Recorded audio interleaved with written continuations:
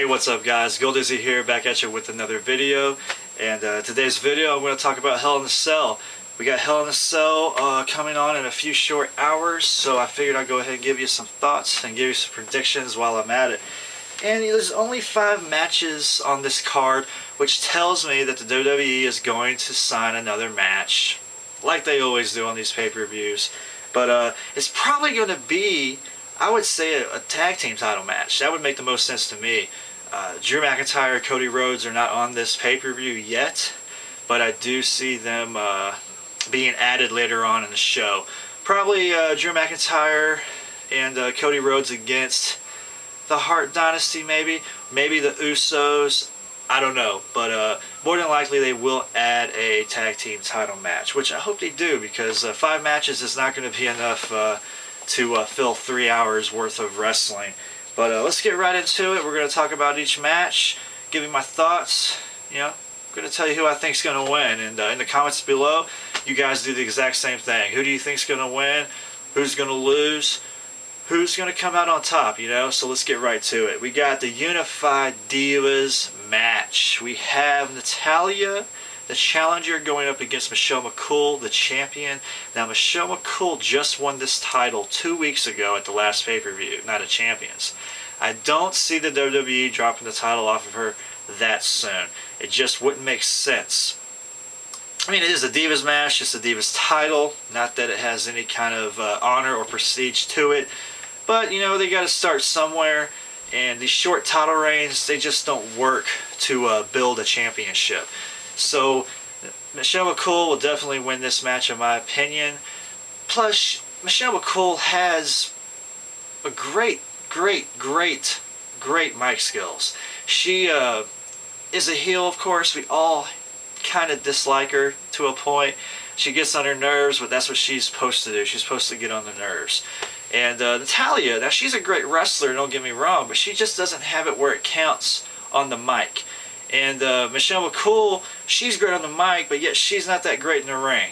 I mean, she's not totally bad, but she's not as good as NATAYLA is. Now, if you could take NATALYA's wrestling skills and put them together with McCOOL's mic skills, you can make a pretty damn good diva, but, we can't do that right now. But I still think McCOOL's going to win simply because she's better on the mic. And also, she's the new champ, so yeah, she's got that going for her. So NATAYLA, sorry, you're going to lose. McCOOL, you're going to win. Okay, next we have the U.S. Triple Threat Submissions Count Anywhere match with The Miz, John Morrison, and the champion, Daniel Bryan. Daniel Bryan just won this championship a couple weeks ago at Night of Champions. And another thing, it's called Submissions Count Anywhere. So this match is pretty much designed for Daniel Bryan, since he's a submission specialist, right? So I definitely see Daniel Bryan winning this match. I do think that this match is going to be the best match of the night. You have 3 great wrestlers. Well, you have John Morrison, you have Daniel Bryan, who are really great. And then you have The Miz, who's slowly but surely getting better each week. But I really think this is going to be the best match of the night. We're going to see a lot of action throughout the entire arena, or at least I hope we do. I hope it just doesn't stay right in the ring the entire match. But I probably wouldn't be too upset if it did, just as long as the match was good. But John Morrison and Sheamus had a no-holds-barred style match, Falls Count Anywhere style match a few weeks ago, I should say. And yeah, it was really great. So yeah, I didn't really understand why John Morrison was thrown into this match, simply because it seemed like he was an odd man out. But I do understand, because he's a great performer. And he can do some really great acrobatic things, so I'm definitely hoping to see some great spots with Daniel Bryan and John Morrison and The Miz. And I think it's going to be entertaining. And I think Daniel Bryan will retain the United States Championship, and that's it. I hope this match gets a great amount of time. 15 to 20 minutes would be ideal for this match, because you've got 3 guys that can really perform. And I think that would just be fantastic. Time is key with the matches. If you have plenty of time for these matches, most of the time the matches will turn out great. Next we have John Cena going up against Wade Barrett. And this is a very special match for the WWE. You have John Cena putting up his, I guess, good boy image, going up against the possibility of seeing Nexus break up. So if Wade Barrett wins, John Cena joins Nexus, and if John Cena wins, Nexus is no more. And I just can't see that happening. I can't see Nexus breaking up already. Nexus is too good to have them break up this close to Survivor Series. It just doesn't make any sense. Having John Cena lose and having him become a heel, I'm going to put that in quotes because I don't really see John Cena making a full heel turn. I think he's going to lose the match and have to forcefully join Nexus against his own will, of course, and he's not going to like it at first, I don't think. But I really see John Cena gradually turning more and more into a heel once he's in the group Nexus. I think once he's there, he's going to see how great it is and see how nice it is to be so dominant, if you will. Because the Nexus has been dominant, let's just face it. So I think once John Cena gets a taste of that, I think he's going to be more inclined to be a heel like he used to be back in the day. So I see Wade Barrett winning this match. It's the only thing that makes sense. Nexus at Survivor Series will be awesome because Survivor Series is a 5-on-5 style match. They have exactly 5 members in the group. If John Cena, of course, if he loses, he'll be the 6th member. So 6, whatever you want to call it. They can have a great Survivor Series match in November if they can just let that storyline spread out that much further, which I think they will. But it's plus people are talking about the bragging rights poster, which is the next pay-per-view, I guess at the end of October, and they've got the Nexus logo and the bragging rights logo. So, you know, to me that makes sense. I don't understand why the WWE would design the poster with the Nexus logo if the Nexus was going to be broken up. But who knows? It's the WWE. They do things the way they want to. But I see Wade Barrett winning and John Cena joining the Nexus. Next we have the first Hell in a Cell match of the night. Kane going up against The Undertaker. Wow, I've really enjoyed this feud. Yes, we've seen Undertaker and Kane feud many times before, but I really have enjoyed this one. I really like how they're bringing in all the old history between those two, and they're bringing it to the forefront. And I think they've done a great job with it. I've enjoyed it. To me, it hasn't been old. I think the matches have been great. I really thought the Night of Champions match between them was great. And I'm still standing behind that because, just face it, they beat the holy shit out of each other in that match, and it was great to see. Now we're going to have a Hell in a Cell match. And this is where they first met back in 97, 98. If memory serves me correct, 97 I think. At the first Hell in a Cell, Undertaker against Shawn Michaels.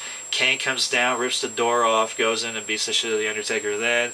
And now he's still beating the shit out of the Undertaker, and it's great to see. Now the winner of this match has me really thinking, because I'm not sure how they're going to go with this. Are they going to stop the feud here at this pay-per-view, or are they going to continue it? I personally would like to see Kane beat The Undertaker in his own game. Hell in a Cell is considered Undertaker's match. If Kane could somehow get a win at Hell in a Cell against his brother Kane, that would against his brother Undertaker, I should say, he would totally solidify himself as the dominant brother of destruction.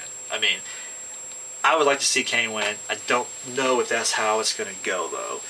But to me, let this feud just go out a little bit longer, maybe to the next pay-per-view, bragging rights, and then have the final showdown there. I don't know. They just brought Paul Bearer to the mix, so I can definitely see, Paul Bearer and Undertaker riding side by side for a few more weeks. I can see the Kane and Undertaker feud going a little bit further. So let's have Kane win tonight, and then go to the next pay-per-view, and then we'll have Undertaker win at bragging rights. But I'm going to pick Kane. I'm going to pick Kane. I know he's beat The Undertaker a lot as of late, but I still think Kane has the momentum. Kane has just been on fire on these promos. Him and The Undertaker both have been on fire, but Kane's been on ultra fire because he has been delivering every week on SmackDown. It's just been a pleasure to watch this feud because it's just been entertaining. But Kane's going to win. At least I hope he does. Okay, next we have another Hell in a Cell match. Randy Orton going up against Sheamus. Orton just won the title 2 weeks ago. Not a champions. I don't see Sheamus winning. Sheamus doesn't have to win. This isn't a match that he needs to win. This is a match for Orton. Orton's having his first title defense since becoming champion. And he's got to defend the title and show the fans that he is the #1 good guy in the WWE. And that's it. Orton's going to win hands down. I don't need to really explain anything else with that. Orton's just going to win the match. And I'm not sure how this match is going to go. I did like their match at the last pay-per-view. I thought it was pretty good. Not too bad. But I don't really know. It's Hell in a Cell matches. When you hear Hell in a Cell, you think of carnage, mayhem. You just think of all kinds of devilish things because it's hell in the cell. But PG era WWE and Hell in a Cell matches kind of don't mix too well because these kind of matches is where you need to see blood, and you got to see blood in these kind of matches because it's Hell in the Cell. I mean, you don't have to see blood in every single match ever. You don't. But Hell in a Cell style matches, you definitely need to see some kind of carnage and mayhem, and the only way to really show that is to show the guys in the match bleeding, because that really shows that it shows how devilish the Hell in a Cell match can be. I mean, why is it called Hell in a Cell? You know, if you're just going to go in there and have a normal match, right? But that's it. Those are my predictions. I think McCOOL will retain the Divas title. Daniel Bryan will retain the United States Championship.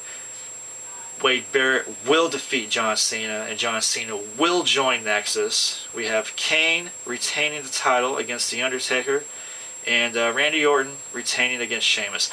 I don't see any titles changing hands. And, you know, I'm not positive with Kane and Undertaker. Kane and Undertaker could go either way. Now that Paul Bearer's back, Undertaker has all of his powers back, so Taker could very well win the match and become the new champion. But I just hope Kane wins, because I just really want to see Kane.